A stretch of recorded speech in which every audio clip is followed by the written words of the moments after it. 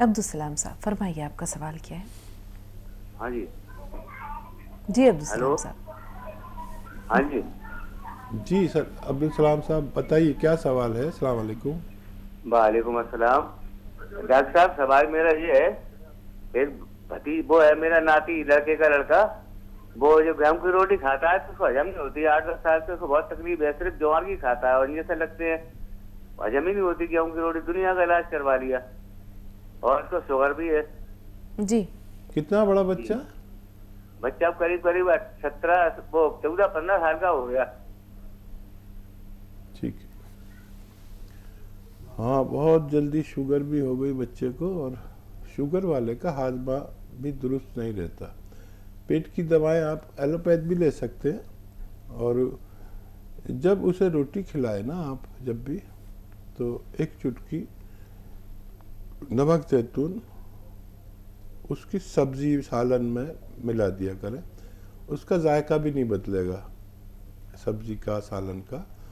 और इस सालन से वो रोटी खाएं तो इंशाअल्लाह हज़म होने लगेगी। कुछ दिन देंगे तो मुकम्मल फ़ायदा भी मुमकिन है।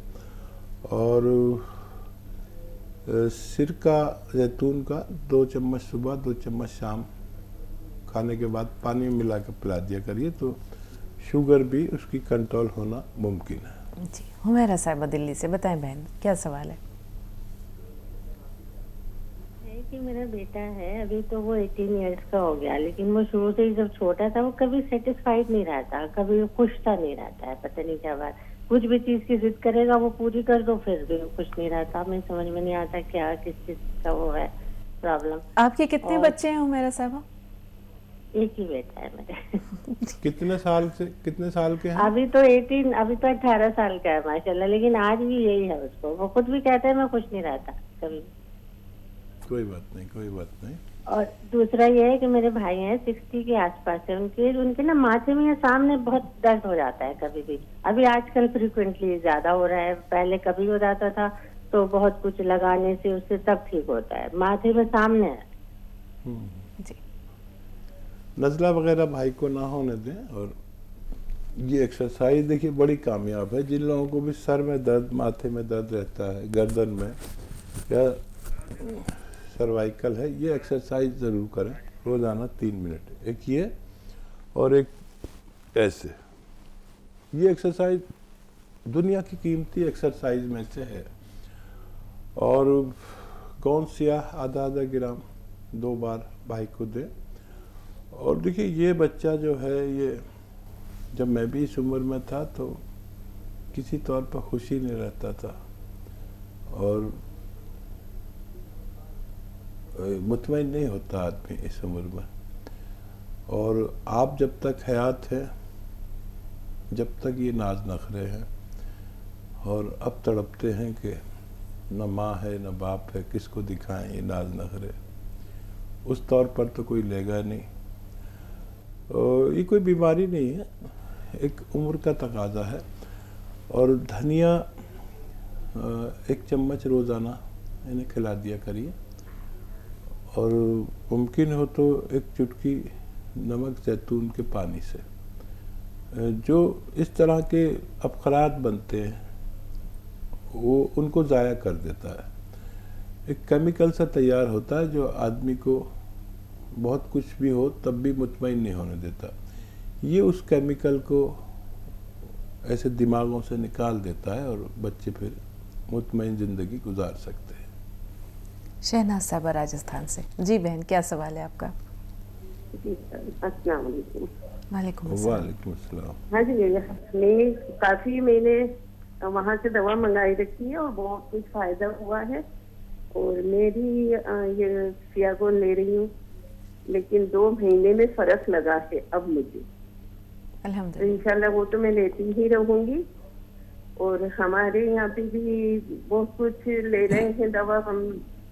तो मुझे भी मतलब अंदर से सांस जैसा होता है, तो फिर मैं डॉक्टर हकीम साहब में क्या लूं, और थोड़ी सी थकान होने लगती है।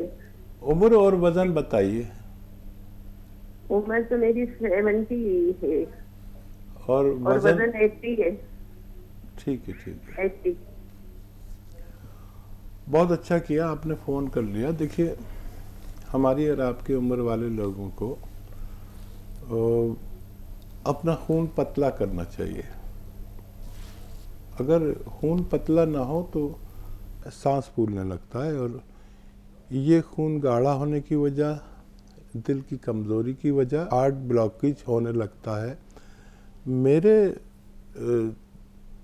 तजर्बे में हर शख्स को 40, 45, 50 साल के बाद खून गाढ़ा होना, हार्ट ब्लॉकेज होना तकरीबन तय है। चाहे हमें पता हो या ना हो, वो बीमारी सिग्नल देती है, इशारा देती है कि बैठे बैठे ठीक है, चले तो सांस फूल रहा है। तो चलने से हमारा खून जब ज़्यादा तहरीक में आता है और दिल उसको पंप करता है तो उसे रास्ता नहीं मिलता, क्योंकि कुछ % हमारी दिल की रगें चर्बी से भरी हुई होती हैं। तो ज़्यादा उम्र के लोग ज़रूर लें ये नुस्खा जो मैं बता रहा हूँ। और गोंसिया से आपको माशाल्लाह फ़ायदा शुरू हो गया है। नमक ज़ैतून 1 चुटकी जितना इसमें आए, और 1 चुटकी खाने का सोडा 2 गिलास पानी में मिलाकर रोज़ पी लिया करिए, 1 बार या 2 बार।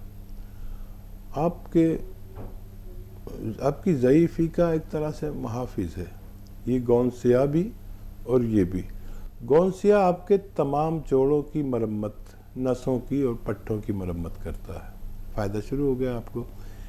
ये आपकी रगों में दौड़ने वाले खून को उस लायक करता है जिस लायक आप सेहतमंद ज़िंदगी गुजार सकें।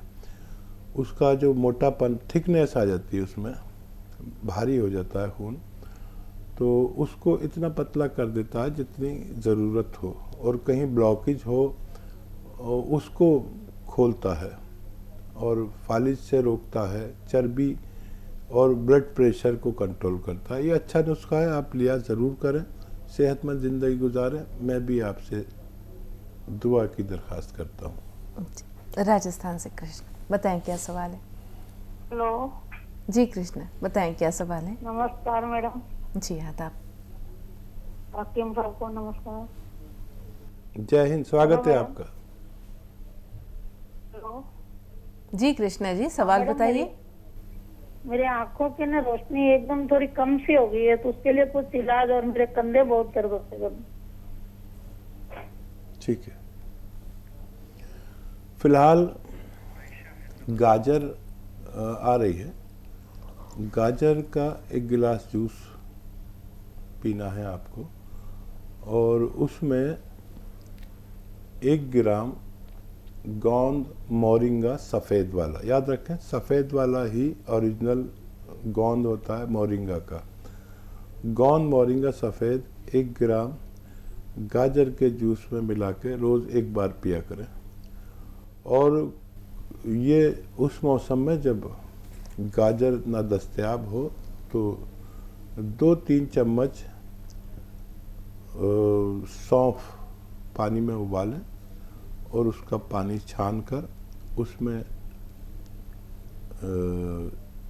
1 ग्राम गोंद मोरिंगा मिलाकर, चाहें तो उसे अपनी ज़रूरत का मीठा भी कर सकते हैं, शक्कर मिला सकते हैं, रोज़ 1 बार पिया करें, आपको फ़ायदा होना मुमकिन है। जी, हैदराबाद से आयशा, बताइए क्या सवाल है आयशा। अस्सलाम वालेकुम दादी। वालेकुम हाकिम साहब को भी अस्सलाम। सलाम। वालेकुम सलाम। हाकिम साहब, मेरे को ना ये मेरे छोटे भाई के लिए थोड़ा जहन कमज़ोर है हाकिम साहब। कुछ भी बात बोले तो ज़्यादा याद नहीं रखते, बहुत क्या बोलते हैं, बहुत सताते हैं उन्होंने, बहुत जहन सही थोड़ा कमज़ोर है उनका।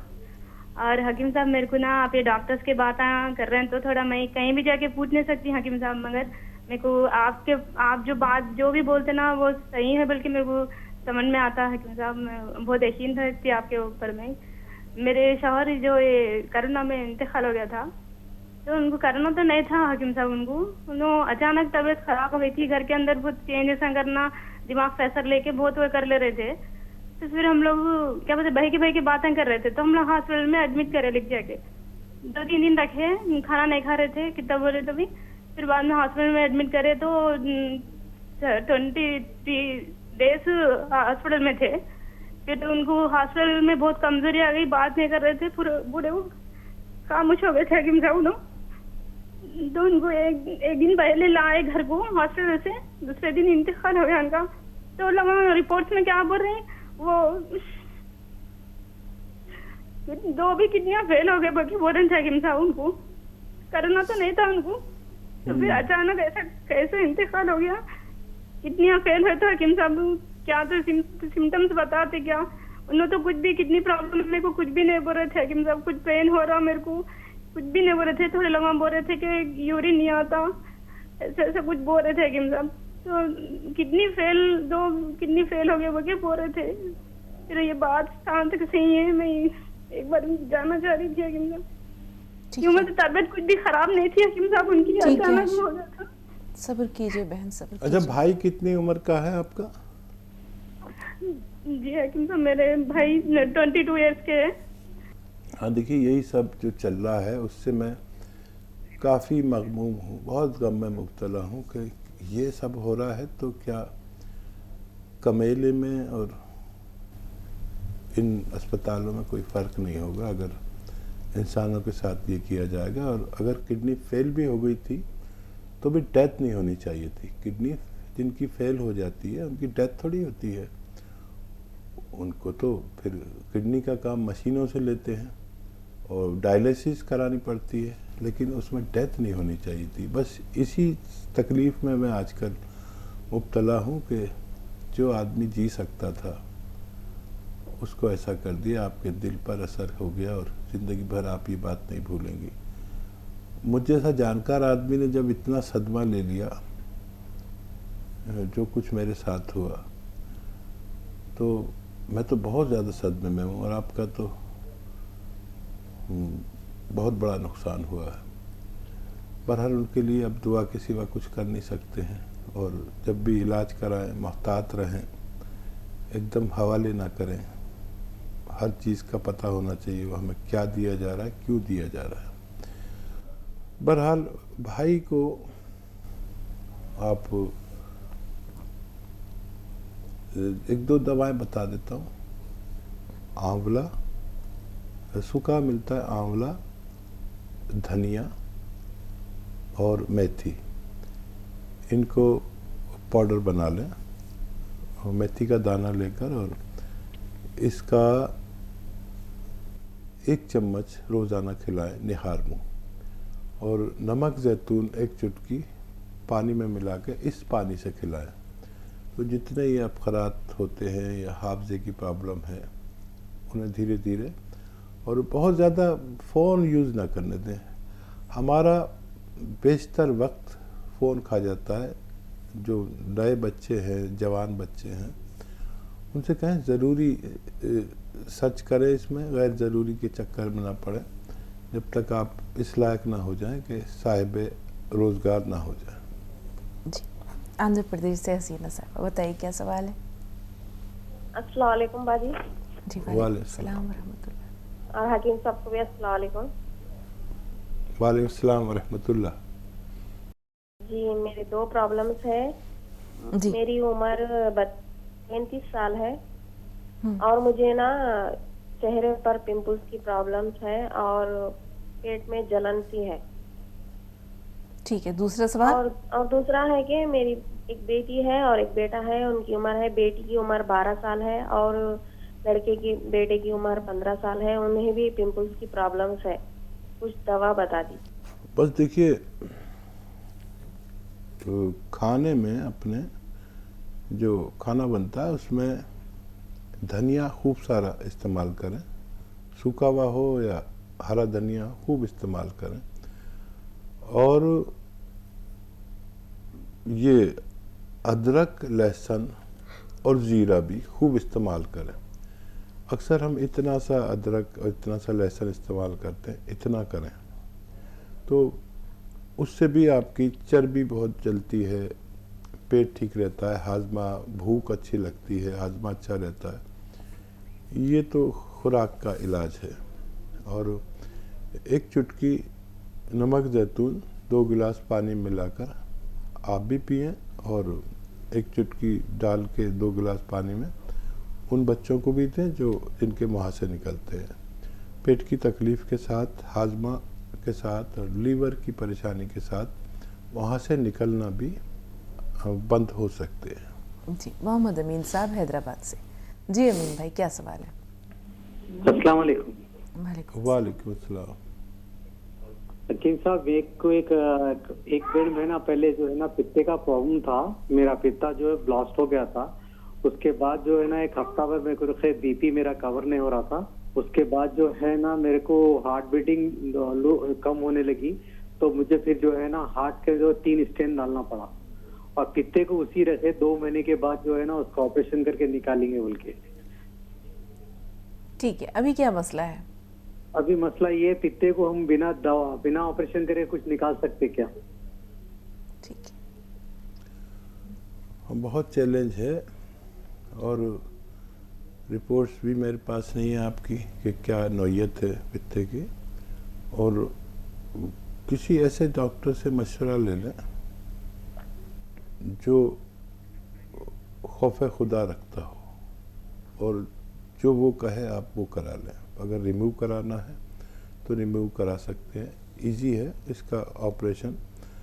और याद रखें कि स्टेंट डले हुए हैं, ये 3-4 साल बाद फिर वही परेशानी आती है, फिर वो ब्लॉकेज रहने लगते हैं। अगर ये आप चाहते हैं कि ये दोबारा ये नौबत ना आए तो जैतून का सिरका आप 3 चम्मच रात को पिया करें, 1 गिलास पानी में मिलाकर, और उसमें 1 चुटकी खाने का सोडा भी मिला लिया करें। ये रोज़ाना रात को 1 बार ज़रूर पी लिया करें ताकि आप हमेशा हमेशा सेहतमंद रह सकें।